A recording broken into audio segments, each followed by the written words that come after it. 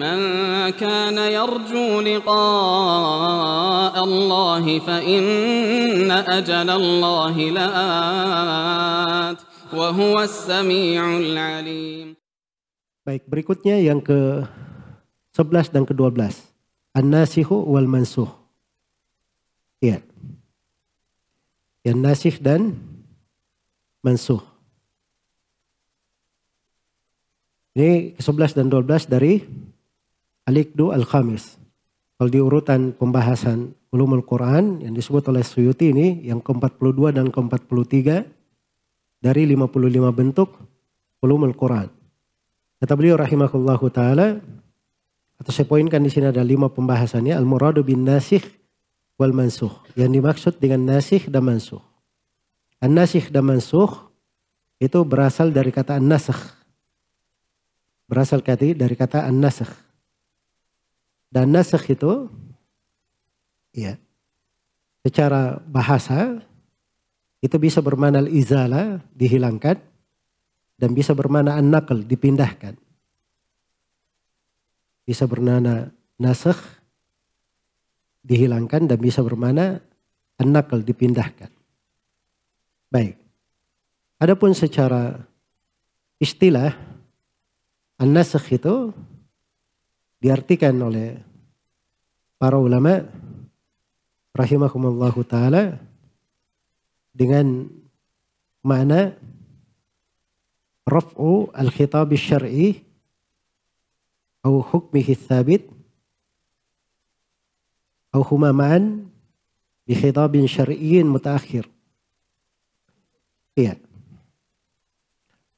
Mengangkat khitab syar'i atau hukumnya. Dua ya, khitab syar'i atau hukumnya, atau dua-duanya, khitabnya dan hukumnya. Dengan khitab syar'i yang datang belakangan. Jadi mudah sebenarnya nasikh dan mansukh itu. Ada khitab syar'i di depan, datang awal, ada khitab syar'i datang belakangan.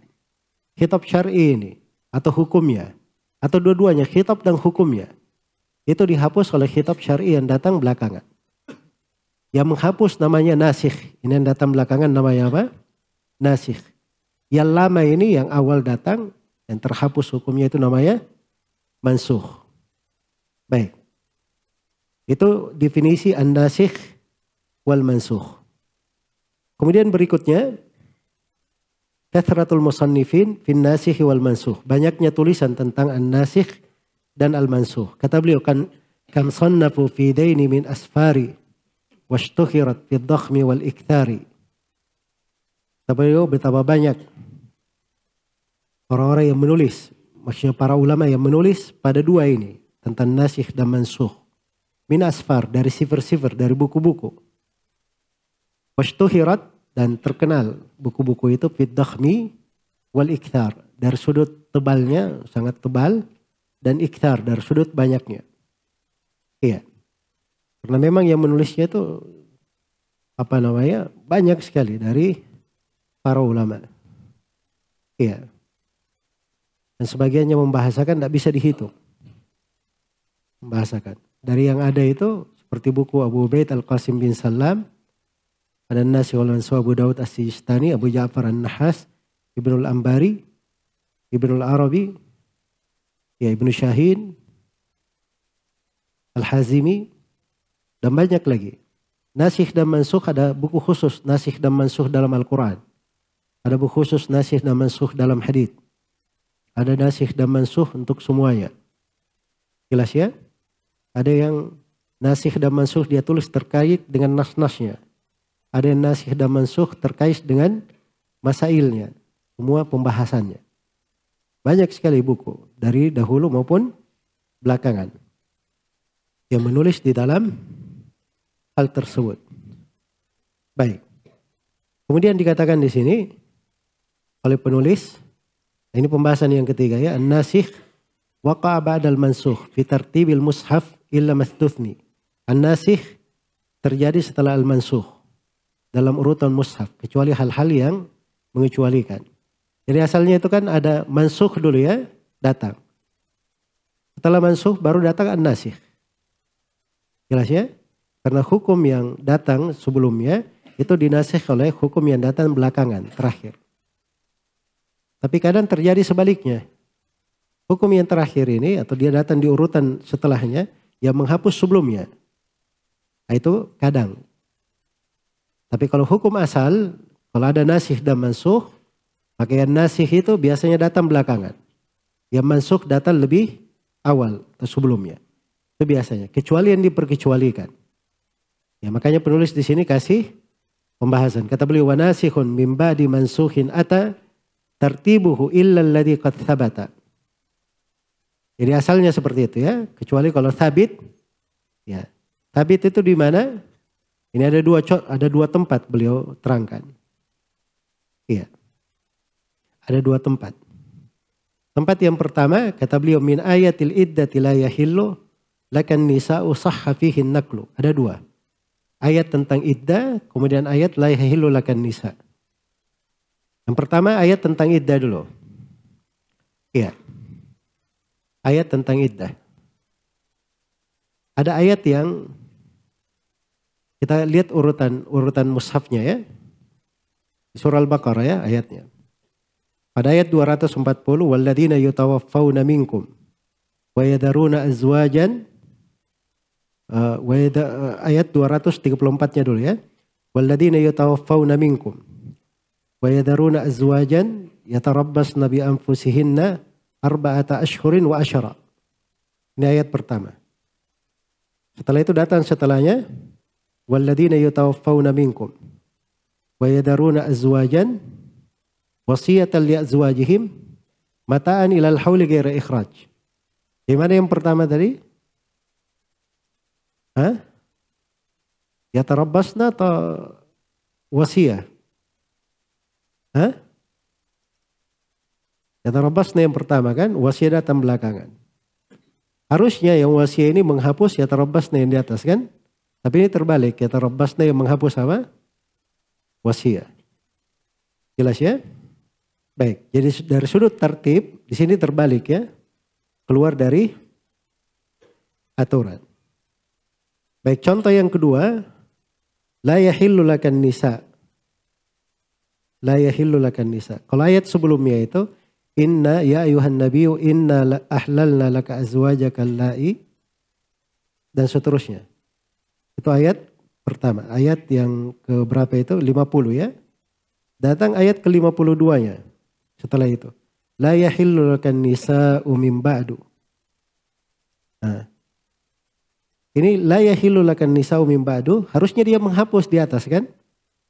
Tapi ini yang terhapus. Dihapus oleh inna ahlalna laka azwajak. Jelas ya? Jadi itu saja dua tempat yang tidak mengikuti tertib mushaf. Itu yang dua tempat yang diperkecualikan. Baik. Dan itu sekaligus sebagai contoh. Karena contohnya ini banyak ya. Antum sudah tahu banyak buku yang ditulis. Ya, jadi kalau dari sudut contoh-contohnya banyak. Setelah itu pembahasan yang keempat. Antum tambah saja di situ. Pembahasan yang keempat. Anwa'un nasakh. Bentuk-bentuk nasakh. Iya. Pembahasan yang keempat. Kata beliau wan naskhu lil hukmi awit tilawati aw lahuma kayatir rada'ati. Kayatir rada'ati. Baik. Jadi bentuk-bentuk nasakh ya. Bentuk-bentuk nasakh itu ada 3 di sini disebut oleh penulis rahimahullah. Ada yang dinasakh hukumnya saya. Ada yang dinasakh tilawahnya saya. Terus yang ketiga ada yang dinasakh dua-duanya, hukum dan tilawah. Baik. Ada yang dinasakh hukumnya saya. Itu banyak ya. Tilawahnya di dalam Al-Quran banyak. Sudah tertulis di situ. Masih ada di dalam Al-Quran. Tapi hukumnya sudah terhapus. Iya. Seperti akan datang nanti di bentuk berikutnya. Yang terkait dengan masalah ayat Najwa. Terkait dengan ayat Najwa. Itu akan datang di situ ya. Itu ayatnya masih ada. Ayatnya masih masih ada. Ya ayyuhalladzina amanu idza najaitumur rasula faqaddimu baina yaday najwakum shadaqah. Jadi ayat itu masih ada. Jadi wahai orang-orang yang beriman, kalau kalian berbicara kepada Rasul, sebelum bicara beri sedekah dulu. Hah? Ada ayatnya terbaca, tapi hukumnya sudah apa? Terhapus. Hukumnya sudah terhapus. Dan itu banyak contohnya. Contoh yang kedua, ada yang dinasakh tilawahnya saya. Hukum tetap. Seperti rajam. Rajam dulu itu ayat ya, ayat. Karena itu syah di Sunan An-Nasai Al-Kubra. Ya. Dan di Zawad Imam Ahmad. Ayat itu wasyaikh wasyaikhatu idza zanaya farjumuhumal batta. Seorang laki-laki dan perempuan tua, maksudnya sudah menikah, kalau keduanya berzina, maka rajamlah keduanya. Itu dulu ayat. Dulunya itu adalah apa? Ayat. Tapi setelah itu terhapus hukumnya. Jadi ayat terhapus tilawahnya. Tidak ada lagi tulisan ayat itu di dalam Al-Quran. Tidak ada lagi. Tulisan ayat itu di dalam Al-Quran. Tapi hukum rajam itu tetap ada sampai hari kiamat. Hukum rajam tetap ada sampai hari kiamat. Jelas ya? Yang ketiga, terhapus tilawah dan terhapus hukum. Itu yang terkenal ya dari disebut di sini oleh penulis kayatir radhaati, seperti ayat tentang mahram karena susuan. Mahram karena susuan. Jadi Aisyah radhiyallahu anha di Sahih Muslim berkata, "Kana fi ma yutla asyaru radhaat yuharrimna, thumma nusikhna." Dulunya dari ayat dibaca dulu. 10 radha'ah, 10 kali penyusuan yang memahramkan. Setelah itu dihapus ayat.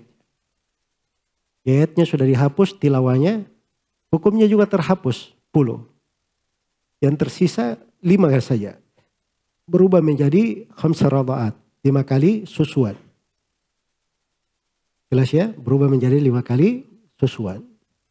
Baik. Jadi itu bentuk-bentuk dari nasakh. Selesai pembahasan an-nasikh wal mansukh.